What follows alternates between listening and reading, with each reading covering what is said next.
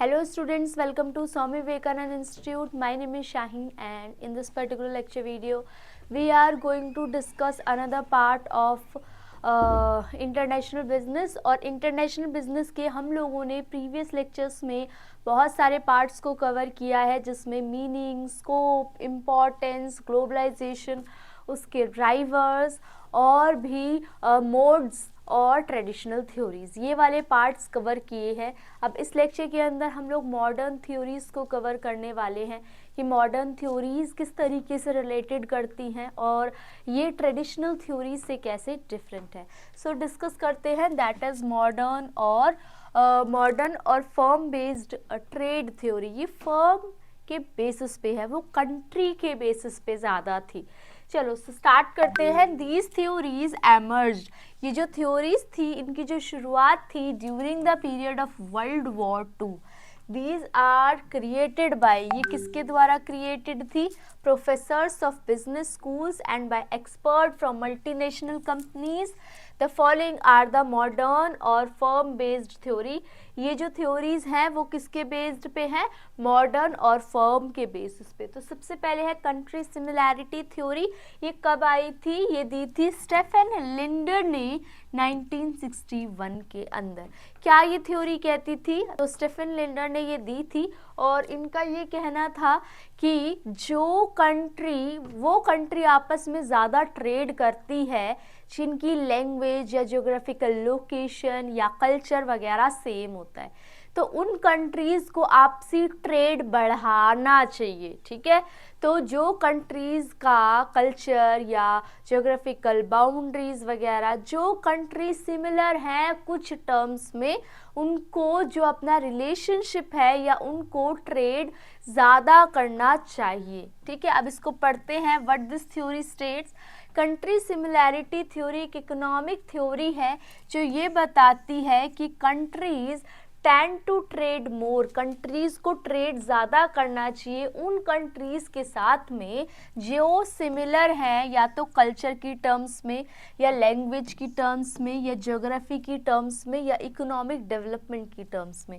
The theory suggest, ये जो theory है ये बोलती है कि जो कंट्री हैं जो कि सिमिलर हैं वो अपना काम या वो अपनी डिमांड पैटर्न को इजीली और जल्दी से फुलफिल करेंगी, preferences for goods and services, and thus are more likely to have a comparative advantage।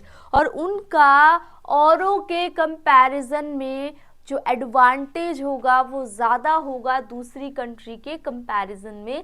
Producing goods that are in demand in their partner country, ये जो थ्योरी थी ये मदद करती है ये समझाने में वाई सम कंट्रीज़, कुछ कंट्रीज़ के बीच में जो रिलेशनशिप होता है वो इतना स्ट्रॉन्गर क्यों होता है। तो अब आपको रीज़न पता लग गया, क्योंकि वो कहीं ना कहीं सिमिलर होती हैं in terms of language, in terms of culture, in terms of their जो भी वो रिचुअल्स फॉलो करते हैं उनमें। Have stronger trade relation with certain partner and why trade partners are often regional concentrated, however it has been criticized। फिर भी ये बात एक तरीके से निगलेक्ट भी की जाती है for simplifying the complex factors that influence international trade pattern।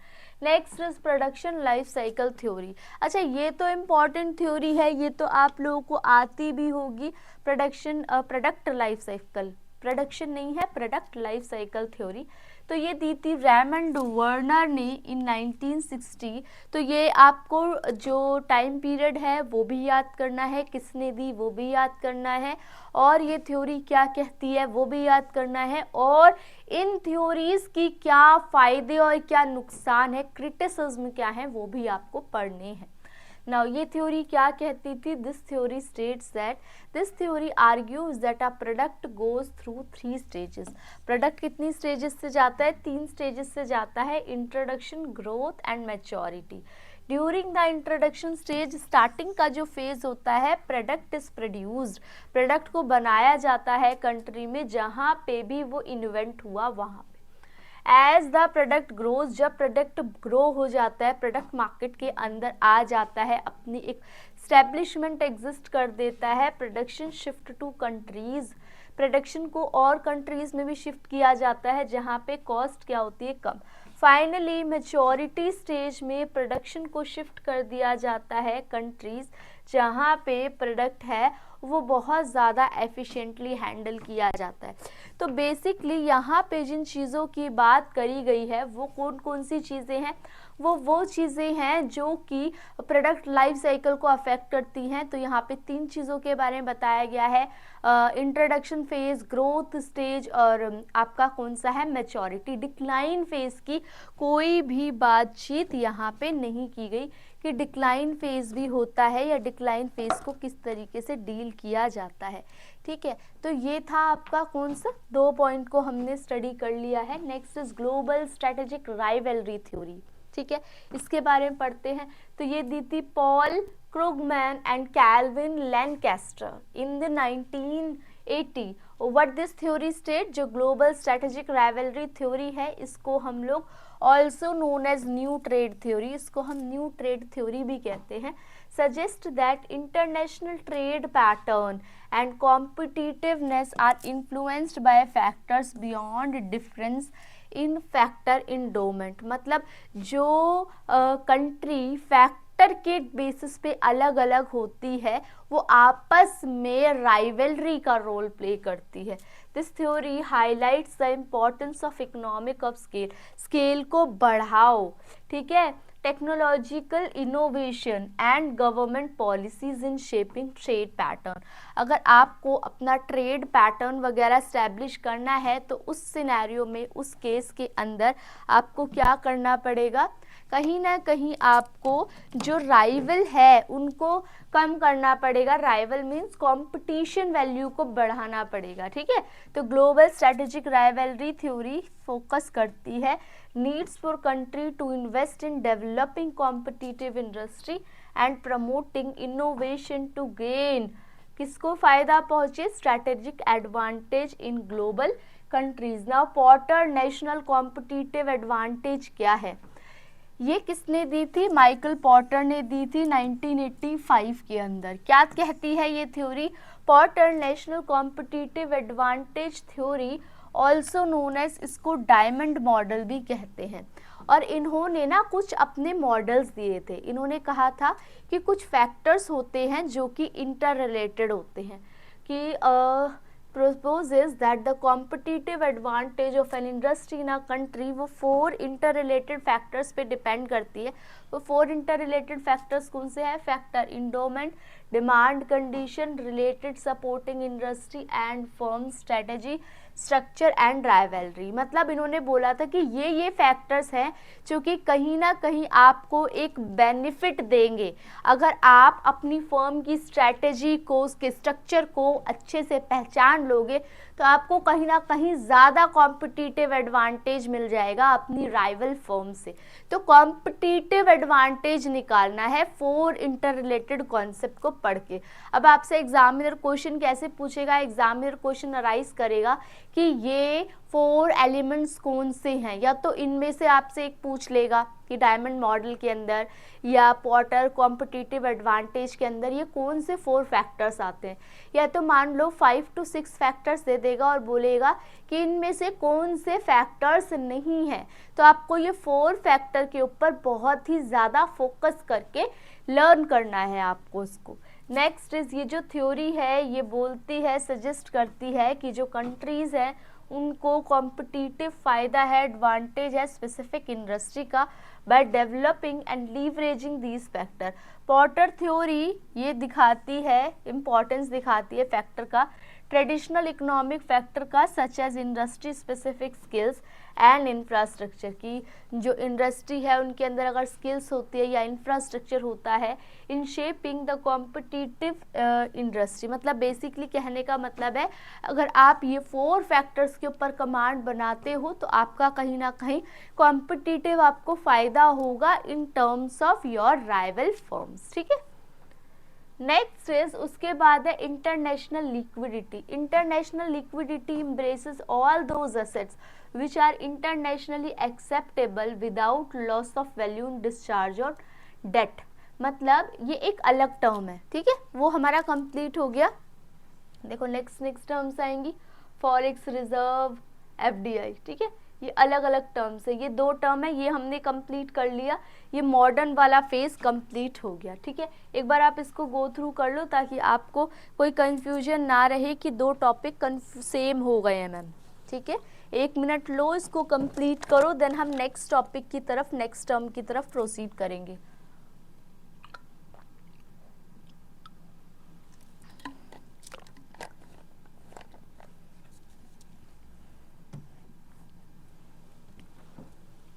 Okay done.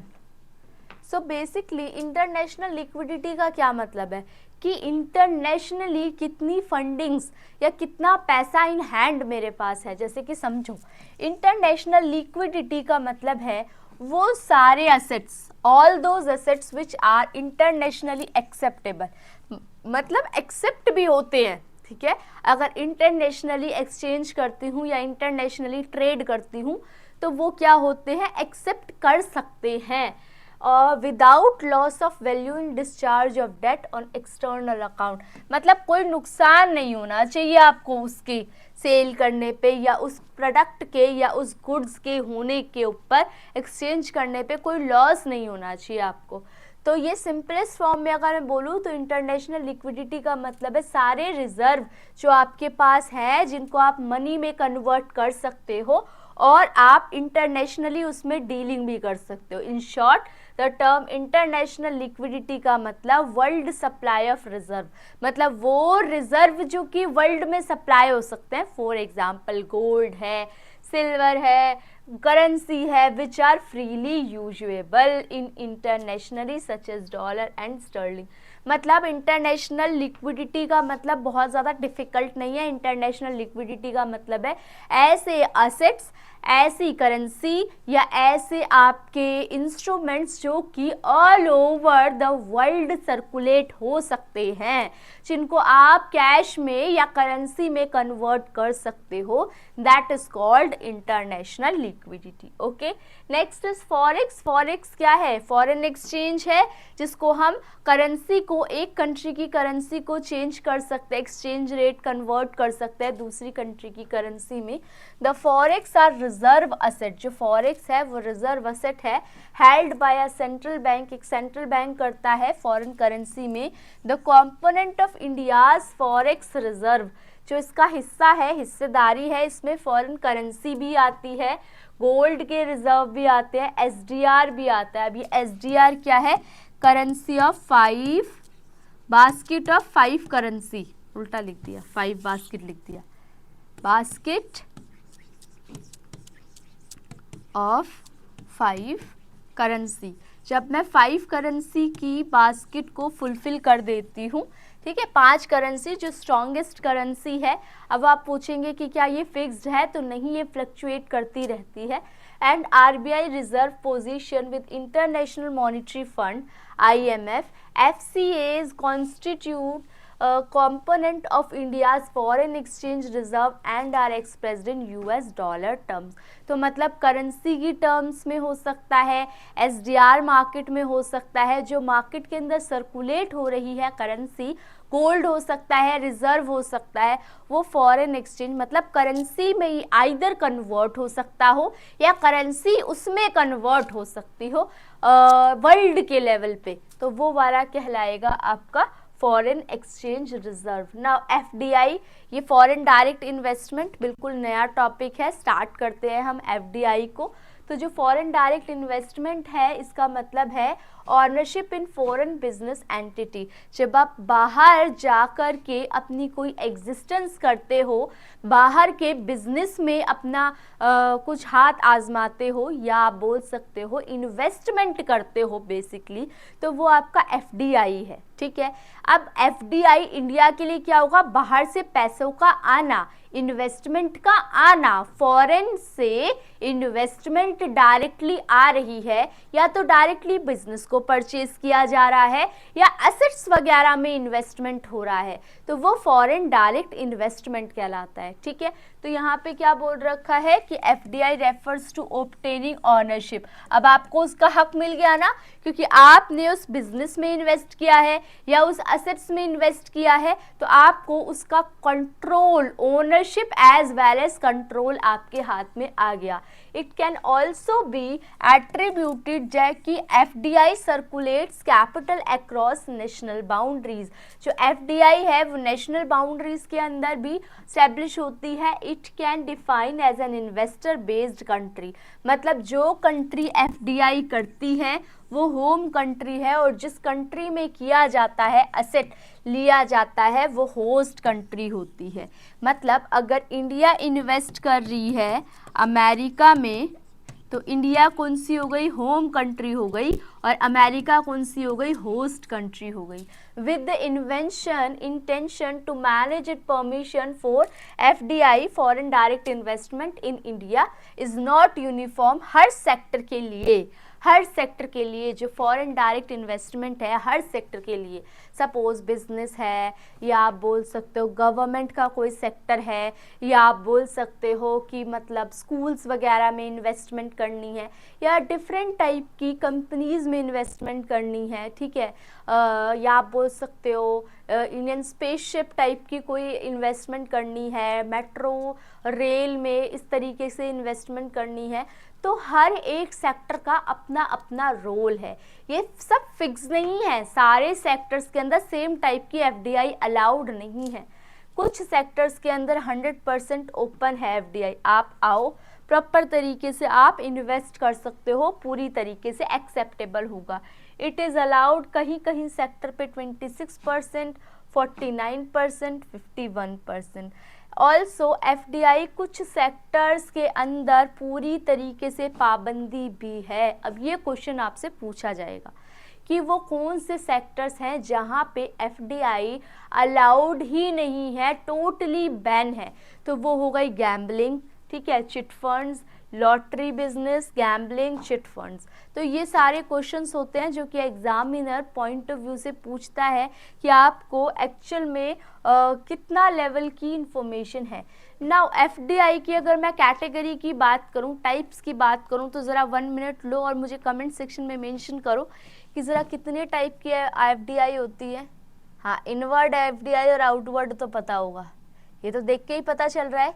बाकी कितने टाइप की FDI और होती है ना, होती है ना, हॉरिजॉन्टल, वर्टिकल होती है ना। चलो डिस्कस करते हैं इनको भी। इनवर्ड FDI का क्या मतलब है कि foreign firms taking control over domestic asset. मतलब मेरे पास इनवर्ड FDI मतलब पैसा आ रहा है, मेरी कंट्री के अंदर पैसा आ रहा है, तो वो इनवर्ड FDI होगा। मैं क्योंकि एक डोमेस्टिक कंट्री है मेरी, और कोई फॉरेन कंट्री से डोमेस्टिक कंट्री में इन्वेस्ट कर रहा है, तो वो मेरा क्या कहलाएगा, foreign firm taking control over domestic asset is termed as inward FDI। From an Indian perspective, direct investment made by foreign firm such as, इसमें क्या होगा, सुजुकी होगा, होंडा होगा, LG होगा, सैमसंग होगा, जनरल मोटर्स होगा, Electrolux etcetera, come under inward FDI। वो FDI inward FDI के अंदर आते हैं। आउटवर्ड FDI मतलब मेरी कंट्री, मतलब मैं जिस कंट्री में रह रही हूँ वो कंट्री कहीं बाहर इन्वेस्ट करी, अभी आ नहीं रहा पैसा, अब हम क्या कर रहे हैं, जो इन्वेस्टमेंट है वो कर रहे हैं बाहर की कंट्री में। तो डोमेस्टिक फर्म है जो वो इन्वेस्ट कर रही है oversee and taking control over foreign assets, उनको हम आउटवर्ड FDI कहते हैं। सच आउटवर्ड इन्वेस्टमेंट, ये जो आउटवर्ड इन्वेस्टमेंट है इसको हम डायरेक्ट इन्वेस्टमेंट अब्रॉड भी कहते हैं, ठीक है।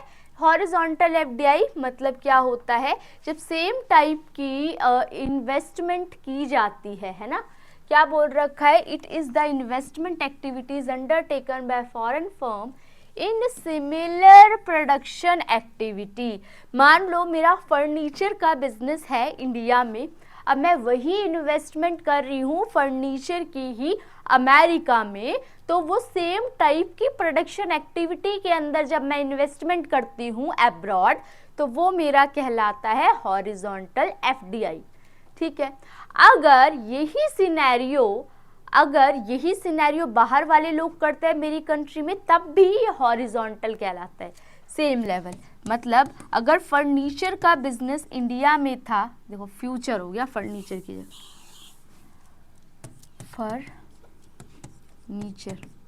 फर्नीचर का बिजनेस किस में था, इंडिया में था, और फर्नीचर का ही बिजनेस, फर्नीचर का बिजनेस हम अमेरिका में कर रहे हैं, तो वो सेम टाइप का प्रोडक्शन हो रहा है ना। तो same similar production activities it is carried in its home country. तो in other words it signify that कि जो एमएनसी है वो सेम प्रोडक्शन कर रही है, प्रोसेस इन 2 और more countries, a number of MNC, जैसे कोडक है, HSBC है, LG है, सैमसंग है। You have to know the examples also, जितना कर सको एटलीस्ट उतना तो करो। अब एग्जाम्पल के लिए तो इतने सारे n नंबर ऑफ एग्जाम्पल्स हैं, तो क्या सब कर लोगे? नहीं, लेकिन एटलीस्ट 5 to 6 एग्जाम्पल्स तो आप लर्न कर सकते हो ना। expanded their business territory by way of horizontal FDI. Now vertical FDI का क्या मतलब है? vertical FDI के ना 2 केसेस होते हैं, एक होता है अपवर्ड, एक होता है डाउनवर्ड। अच्छा, ये वर्टिकल तो आप समझते होगे ना, ये वाला ही, ठीक है। और हॉरिजॉन्टल का मतलब क्या था? जो सेम लेवल का था, हॉरिजॉन्टल। वर्टिकल का मतलब ये है, अगर मान लो मेरा फर्नीचर का बिजनेस है, और फर्नीचर में मतलब वुड वगैरह को शार्पिंग की बात कर रहे हैं, तो अगर मैं बेड्स वगैरह बनाती हूँ, ठीक है, और चेयर्स मैन्युफैक्चरिंग करती हूँ, तो यहाँ पे एक स्टेप अहेड, एक स्टेप ऊपर बढ़ गई मैं, तो वो वाला मेरा कहलाएगा अपवर्ड एफडीआई। ठीक है, और अगर मैं फर्नीचर से, वो फर्नीचर वो फिनिश टाइप का नहीं है, फर्नीचर से मैं वुड की कटिंग पे आ जाऊं, वुड की मैन्युफैक्चरिंग पे आ जाऊं, है ना, तो वो मेरा कहलाएगा बैकवर्ड या डाउनवर्ड एफडीआई। तो under this a firm assume investment activities oversee with the intention of supplying raw material required for its domestic production or to sell, बेच रहे हैं its domestically produced final products in a foreign country के अंदर produce कर रहे हैं। ठीक है, नेक्स्ट इज, मैंने आपको बता दिया बैकवर्ड वर्टिकल एफडीआई कौन सी होती है। इसके अंदर जो फॉरेन फर्म है एंटर करती है बिजनेस सिनेरियो में of another country with the intention, इस मकसद के साथ कि वो रॉ मटेरियल ऑब्टेन करेगी जब ज़रूरत होगी for carrying out its domestic production activity. Such FDI इसको horizontal common in extractive industry, जैसे गोल्ड है, कॉपर है, टिन है, bauxite, petroleum. Companies like British Petroleum and Shell have expanded, अपने बिजनेस को उन्होंने एक्सपेंड किया है बाय बैकवर्ड वर्टिकल। और फॉरवर्ड वर्टिकल क्या होगी? जहां पे here a firm assume FDI for selling out the product it domestically produced, setting up a marketing network, assembly or mixing operation overseas are। Hopefully आप लोगों को समझ आ गया होगा कि यहाँ पे मैं किस टाइप की बात कर रही हूँ। नाउ कॉन्ग्लोमरेट एफडीआई क्या होता है? बहुत ही सिंपल है। मान लो इंडिया में मैं सॉल्ट की मैन्युफैक्चरिंग करती हूँ और अमेरिका में मैं टायर्स की मैन्युफैक्चरिंग करने लगी हूँ या प्रोडक्शन करने लगी हूँ। अब आप सोचो, सॉल्ट और टायर्स का तो कोई कनेक्शन ही नहीं है। जहाँ पे दो डिफरेंट टोटली डिफरेंट टाइप के प्रोडक्ट की प्रोडक्शन की बात होती है, तो वो कॉन्ग्लोमरेट क्या कहलाती है? कॉन्ग्लोमरेट एफडीआई कहलाती है। Now direct investment overseas aimed at manufacturing product not manufactured by the firm in home country, home country में मैन्युफैक्चर नहीं कर रही थी, is termed as conglomerate FDI. तो एफआईआई जो है वो नया टॉपिक है। तो कॉन्ग्लोमरेट एफडीआई आपको समझ आ गया कि जहाँ पे इन्वेस्टमेंट की जाती है 2 डिफरेंट कैटेगरीज में। तो हम लोगों ने आज की क्लास में क्या क्या सीखा, मॉडर्न थ्योरीज को डिस्कस किया, एज वेल एज हम लोगों ने एफडीआई के भी टॉपिक को डिस्कस किया कि ये होता क्या है और ये कितने टाइप्स की होती है। नेक्स्ट क्लास में नेक्स्ट टॉपिक से स्टार्ट करेंगे, और अगर आपको कोई डाउट होता है इस पर्टिकुलर लेक्चर वीडियो से रिलेटेड तो आप लोग कमेंट सेक्शन में मेंशन कर सकते हो। एज वेल एज अगर आपको कोई और लेक्चर की रिक्वायरमेंट है तो भी आप लोग कमेंट सेक्शन में बता सकते हो, आपको उसका रिवर्ट टाइमली मिल जाएगा। ओके, अब आप लोगों से मिलते हैं नेक्स्ट लेक्चर वीडियो में। Thank you for watching.